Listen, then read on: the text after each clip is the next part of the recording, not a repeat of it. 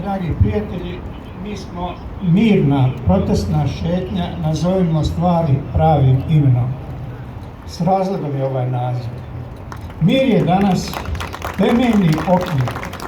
temeljni okvir duha, temeljna težnja, temeljni san duše suvremenog čovjeka.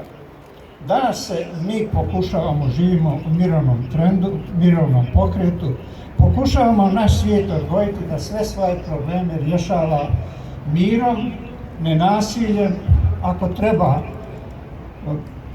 protestnom nekom ovako šetnjom, ali nipošto ratom. Ako je to iko dobro svjestan toga, to smo mi i moramo biti svjesni da suvremeno čovječanstvo moramo, to je najveći preokret u povijesti, odgojiti da živimo u miru bez nasilja. Drugo, ovo je protestna šetnja. Mi protestiramo, obično protestiramo protiv, ali je važnije znati zašto protestiramo. Mi protestiramo jer hoćemo dostojanstven ljudski život. Protestiramo jer hoćemo uživati sva ljudska prava do kojih je suvremeni svijet za koja se izborio. Želimo živjeti u miru, u ljubavi, u povjerenju s drugim ljudima. Želimo živjeti od svoga rada, želimo biti plaćeni da možemo dostojanstveno živjeti od svoga rada. I ne samo to, nego da možemo uzdržavati institucije, da možemo organizirati pravo društvo, školstvo, zdravstvo, da možemo pomagati nezaposlene, stare, nemoćne i bolesne i osobito mlade. Mi se za to borimo, ali mi se i borimo protiv. Borimo se protiv onih koji su od ove Bosne i Hercegovine napravili najnepogodnije mjesto za život na svijetu. Iz ove Bosne stotine tisuća mladih ljudi odlaze, bježe jer ne mogu i neće ovdje živjeti.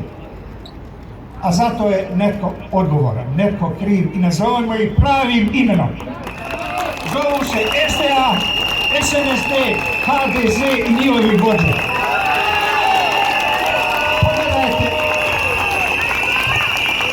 Pogledajte šta rade. Kradu glasove, kradu lopovi, kradu glasove.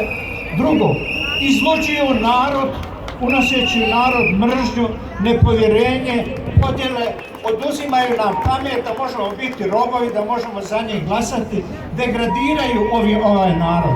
Čak i religije i Boga koriste za proizvodnje mržnje, podjela ovdje, umjesto da puste religije da proizvede vjeru, da proizvode vrednote, da socijaliziraju vrednote, da proizvode senzibilizaciju za slabe, nemoćne i solidarnost. Oni svetinju upotrebljavaju za vraške stvari.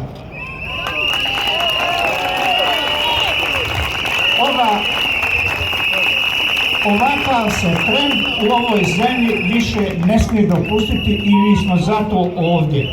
Ova Bosna i Hercegovina prepuna je poštenih, pametnih, moralnih ljudi koji ovo društvo mogu oblikovati tako da ova naša Bosna, multikulturna, multireligiozna i razno može biti uzor ujedinjenu Evropu.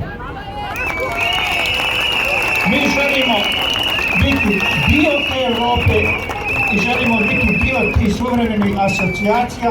Mi to možemo i mi smo ovdje zato i ovu Bosnu moramo promijeniti i ja mislim da ovaj naš susret, ova naša protestna šetnja daje nade i motiva za to. Hvala vam lijepo.